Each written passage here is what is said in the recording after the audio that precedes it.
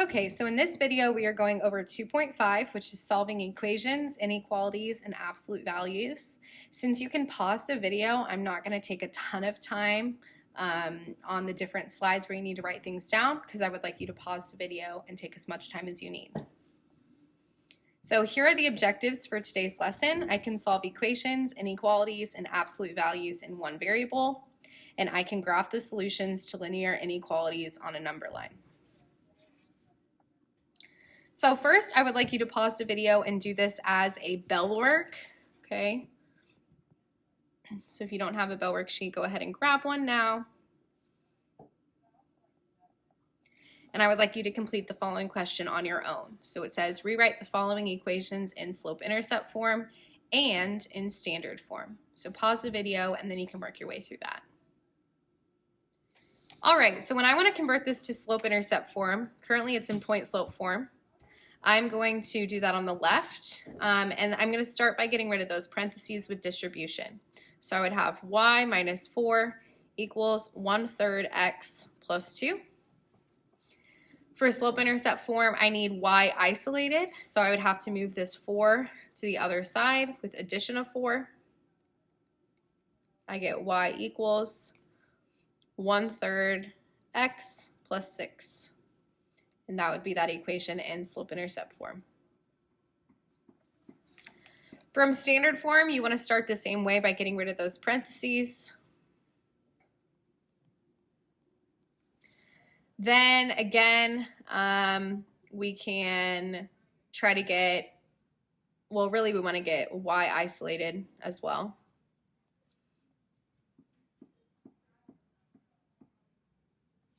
But we also want our x's on the other side. So let me subtract 1/3 x. I get negative 1/3 x plus y equals 6. Let me give myself a little bit more room, because we also have to remember that when we have standard form, we're not supposed to have any fractions. So I do need to get rid of that negative 1/3 by scaling the whole thing up by a factor of 3. And that's going to have to apply to all of those. So I would end up with negative x plus 3y equals 18. You also could end up with the exact opposite of that. So positive x minus 3y equals negative 18 would be the other correct standard form equation. All right, so the first thing we're going to start out today is steps for solving linear equations. And these are equations you've been solving for a long time, so I don't anticipate really any of you will need these steps specifically. But the idea is anytime you can get rid of distribution, that's where you should start. Then you should combine like terms on either side of the equal sign. When you've done that, move all the variables to one side, all the constants to the other, and solve. So again, if you need to write those down, you can, but most of us, I would imagine, know that by now. So let's do a couple examples solving equations. First off, I'm going to notice that in example A, I have distribution, so I'm going to start by distributing that. This is the symbol I use for distribution, and it is helpful if you use that same symbol so that I know what you're trying to do. So first, I'm going to distribute that negative 5. Then I have like terms on the left side with my m's. So I'm going to get negative 11m minus 50 equals 126. I have negative 11 variables, so I'm going to leave those where they're at and move the 50 over. Negative 11m equals 176. And then I can divide both sides by negative 11 to get m equals negative 16. On example B, I'm going to distribute the 1/2. Negative 25 equals 5x minus 1 plus 3x. Make sure you're getting more comfortable with your fraction operations. You shouldn't even have to show that, but do it in your head. Then I can combine like terms again. So negative 25 equals 8x minus 1. I can then add 1 to both sides to get negative 24 equals 8x. And divide both sides by 8 to get that x equals negative 3.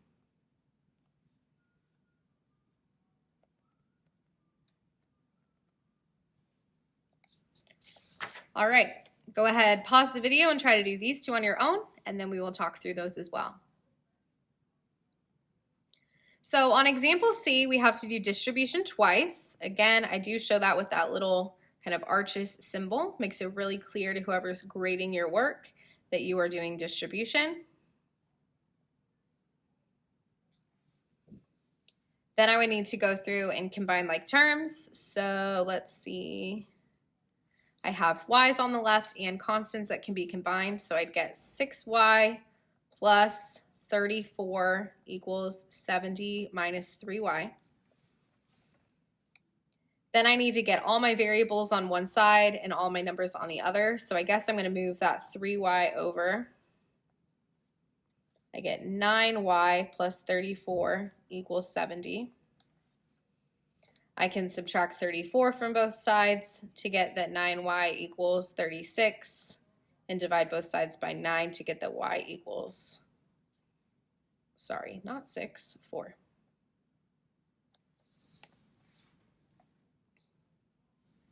Second one, I'm going to distribute that 3. So I have negative 5 minus 9x equals 3 minus 9x minus 8. Again, I have like terms on the right side that can be combined.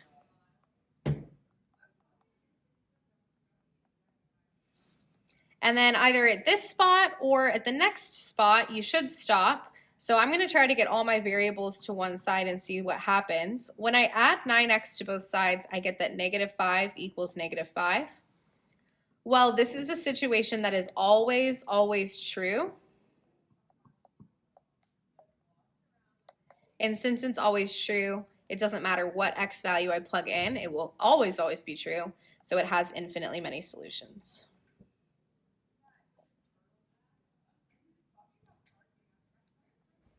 If you get an equation that is never true, then that would be a situation where you have no solutions. So special cases do pop up with this lesson.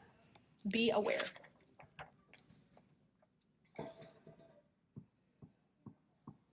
All right, our next topic is solving linear inequalities. So again, we've talked about inequalities so far, but we have not done inequalities in a single variable yet. But it's because we review them quickly since you've seen this before.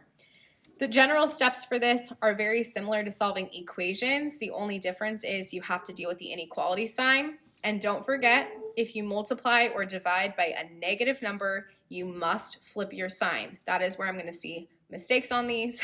So make sure if you're ever multiplying or dividing by a negative number, you have to flip your sign. These ones we're also going to graph on a number line. So let's try some of those. Solving inequalities. So on the first example, again, we're going to treat it like an equation until pretty much we solve it at the very end. So right now I'm going to distribute like I would have done on the previous examples. 7x minus 2x plus 8 is less than or equal to negative 2. I have like terms on the left side, so 5x plus 8 is less than or equal to negative 2. I can subtract 8 from both sides, so 5x is less than or equal to negative 10.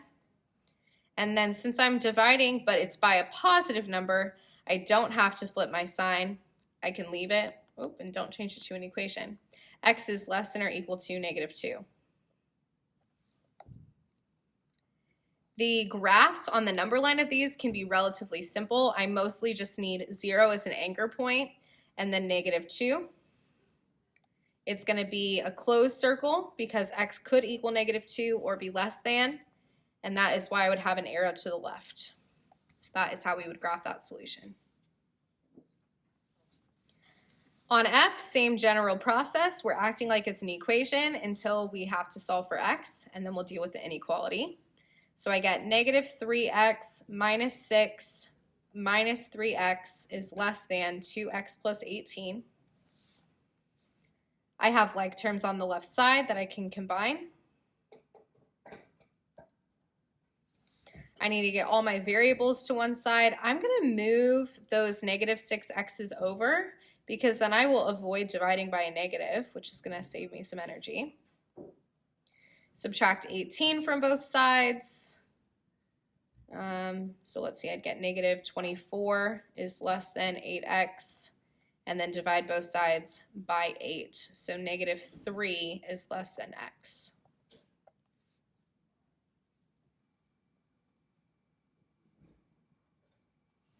So then I need to put that on my graph. I'm going to have 0, negative 3. Negative 3 is less than x, so it's going to be an open circle, an arrow to the right, because since negative 3 is less than x, x would be greater than negative 3.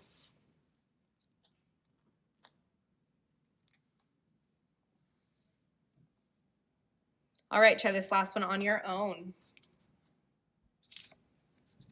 Okay, so on this last one, I have distribution twice. One time I'm distributing a negative 1. One time I'm distributing a negative 3. So again, I would write it out. 5x minus 3x minus 18 is greater than or equal to 8 minus x plus 7. I have like terms a couple places, so I can combine those. So 2x minus 18 is greater than or equal to 1 minus x. Oh, sorry. It's not 1, is it? It's 15. It's a positive 7, not a negative 7. I need to get all my variables to one side. Typically, why we move them to the side where there are more variables is because then we're avoiding dividing by negatives. So, keep that in mind. I'm going to add x to both sides. So 3x minus 18 is greater than or equal to 15. Add 18 to both sides. So 3x is greater than or equal to 33. Divide both sides by 3. X is greater than or equal to 11. So again, anchor point 11. Close circle because it's or equals to, and x has to be greater than that. So arrow to the right.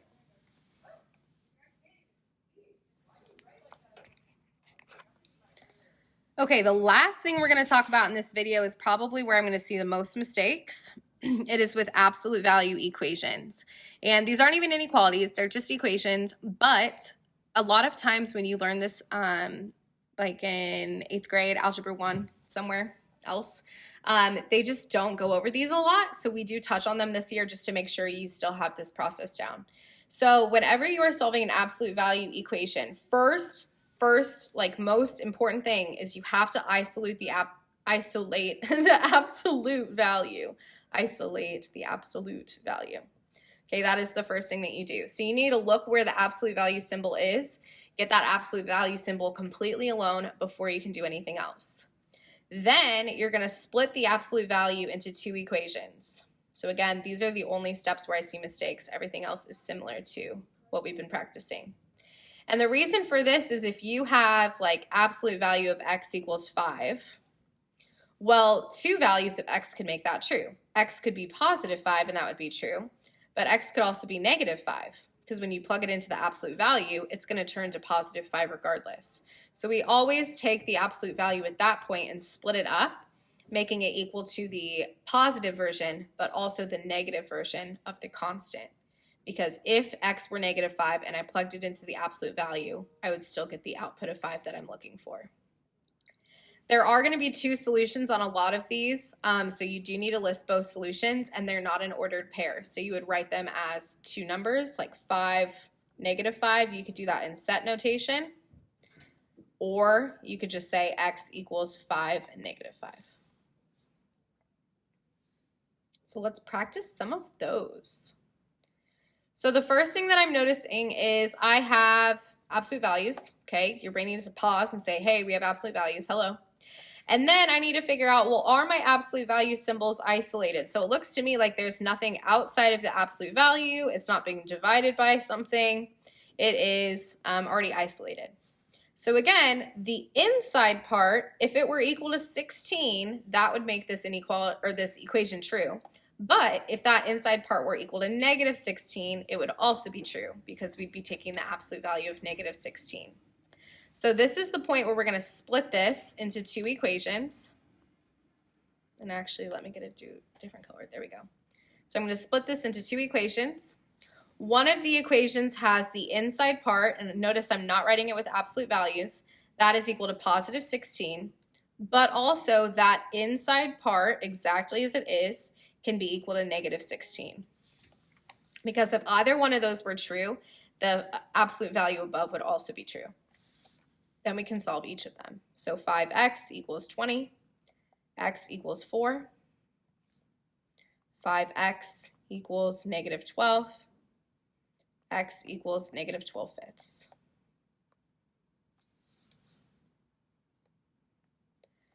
On the second one, we got to find the absolute value and get it isolated. So right now it's not isolated because we're subtracting 5 outside of that absolute value. So I'm going to add 5 to both sides. I get the absolute value of v plus 8 equals 7. Now, v plus 8 could be positive 7, and that would be true, or v plus 8 could be negative 7, and that would be true. So I split it into two different equations and solve each. So v could be negative 1, or v could be negative 15. What's cool is if you plug both of those back in, you will see that they work as solutions once you do that absolute value. Now we'll do some advanced versions of this. So again, our first thing we have to do is get that absolute value completely alone. So I need to get 3n minus 2 isolated by removing this and this. So I'm going to add 8 to both sides, because again, we move the constant first. I get negative 2 absolute value of 3n minus 2. Oops, close that absolute value, equals negative 32. Then I'm going to divide everything by negative 2. Absolute value of 3n minus 2 equals 16. And here, since the absolute value is isolated, we can split it up and solve. So 3n minus 2 could be positive 16, or 3n minus 2 could be negative 16. And we can solve. 3n equals 18, n equals 6, 3n equals negative 14, n equals negative 14 thirds.